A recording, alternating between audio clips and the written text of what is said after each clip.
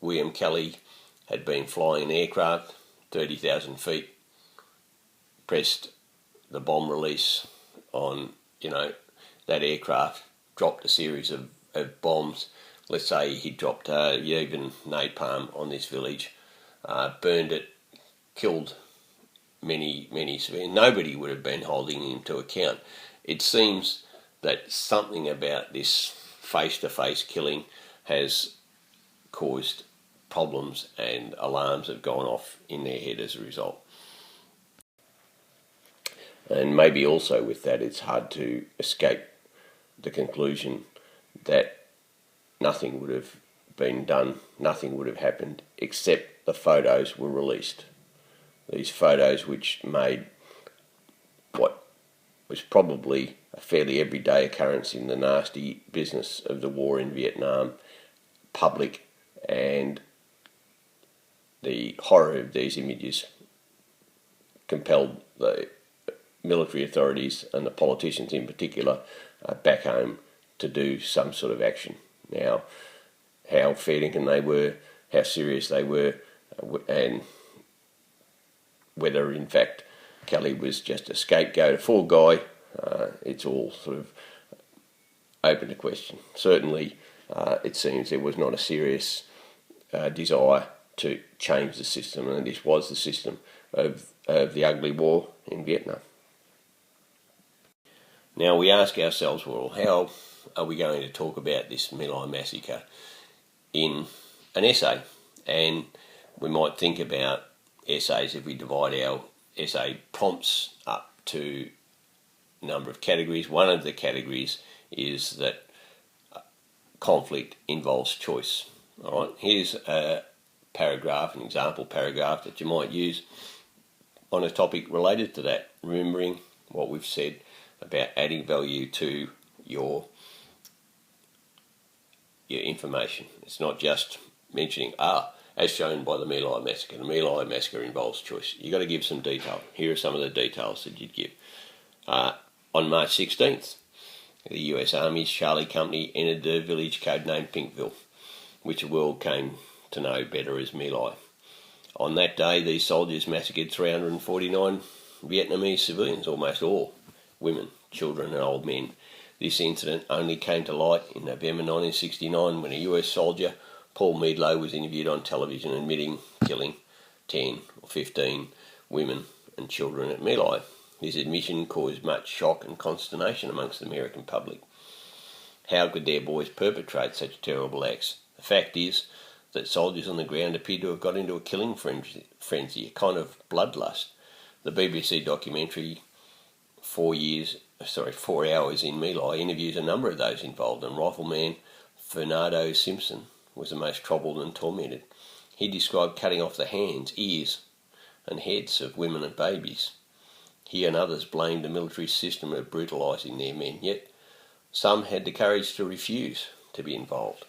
Warrant Officer 1, Hugh Thompson, landed his helicopter near one group of civilians and ordered his men to fire on his compatriots if they intervened while he was attempting to rescue survivors. Hugh Thompson was one individual who made the brave choice to stand up against the majority view, to act for what he thought was right. Sadly, this tends to be the exception where groups are involved, and this is especially so in the military, where disobedience, insubordination, and even mutiny are considered to be grave crimes. Alright, so that's one way that we might use that, and the principle applies for a number of other situations and prompts, and the links between The Quiet American, a novel about choice, being engagé or dégagé, Fowler's journey from I'm not involved to, in order to remain human, sometimes you have to get involved, is very similar to these issues and problems highlighted by the My Lai massacre. If we were to say it's difficult to remain a bystander in any situation of conflict, if we're looking at that as a prompt, how might we deal with that? How might we use that? And look, yeah, you know, it's always a good way to bring in good outside quotations. And without labouring the point, for the introduction here, it was Hamlet who posed the timeless question whether it is nobler in the mind to suffer the slings and arrows of outrageous fortune, or to take up arms against the sea of troubles, in his famous "to be or not to be" soliloquy. In so doing, he was raising one of the key issues related to involvement or non-involvement in a situation of conflict. Hamlet's indecision showed both that it can be difficult to remain a bystander, but also that it can be difficult to be involved. And in this passionate and clinical sense, non-involvement makes sense. History shows that the powerless make stands on points of principle History shows that the powerless who make stands on points of principle frequently pay a high price, often in personal hardship, persecution, torture, and even death. On the other hand, literature, history, and popular culture laud the crusader, the moral maverick, the individual who stands against the crowd. Clearly, this is something we recognise as deeply admirable. Whether it is achievable for the average individual is open for debate, but it is certainly a goal to which all good people should aspire, and to which some people, such as Thomas Fowler in The Quiet American, are driven to against their better judgment. All right, now, just looking at this as an introduction, you can see that most of this introduction is actually not about the text. Most of it is directed at the question and the general broad principles, and that's what you've got to do. I think it's always a good idea to bring in the text, but you don't need to labour it.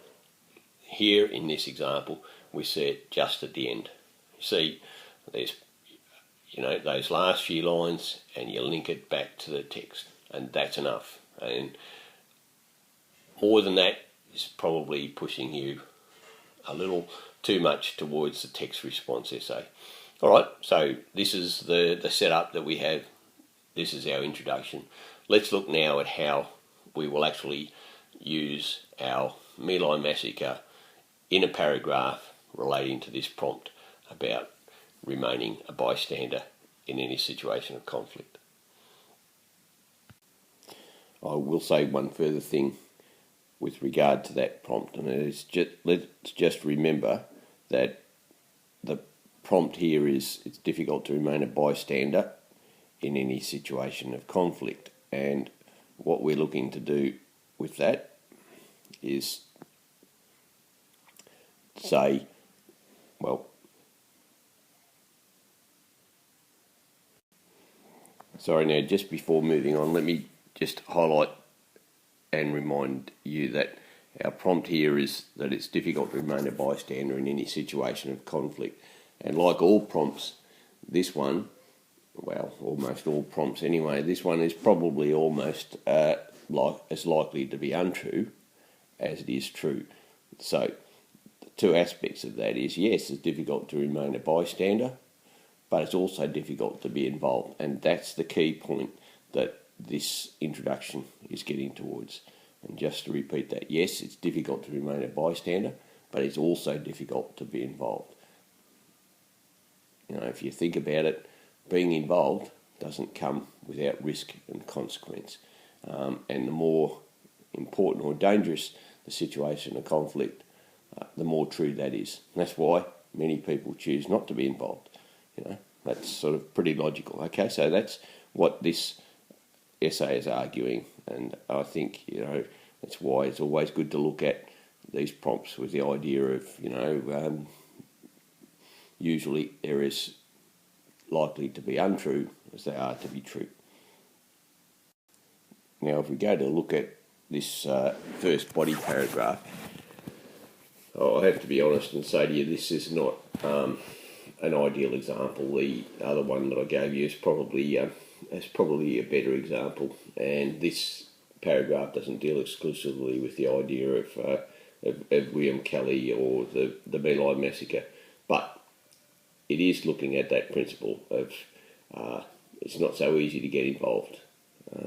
You know, yes, it's true, being a bystander is difficult. So Martin Niemöller was a pastor who was jailed was thrown into a concentration camp by the Nazis, and he survived that through the war. But after the war, he took it as a personal mission to spread the word of what happened with him as a result of his inaction. So he's got this very famous quote, which opens this paragraph. Remembering, good to start with a general quote, then go down to your specific details. Specific details relating to, say 1 or 2, as in this case, sort of general incidents, from history or literature, film, or wherever else your outside material is coming from. Right? It was Martin Niemöller who said, when the Nazis came for the communists, I remained silent. When they came for me, there was no one left to speak out. In the actual quotation, he talks about them coming for the Jews. I remained silent. They came for the trade unionists. I remained silent. I wasn't a trade unionist. I wasn't a Jew. They came for the Social Democrats. I remained silent. I wasn't a Social Democrat. And eventually, of course, he was a victim himself. He was a Protestant pastor in Germany during the Nazi regime. He spent the last years of the war in a concentration camp and the post-war years lecturing to audiences all over the world about the need to ensure future generations did not do what he and millions of his compatriots had done. That is, stand by and watch the perpetration of evil in the hope or expectation that it would not affect them personally. It has been said that a tyrannical regime needs the active support of only 2% of the population in order to maintain control. This supports the observation of Joseph Stalin: kill one man, control 1,000.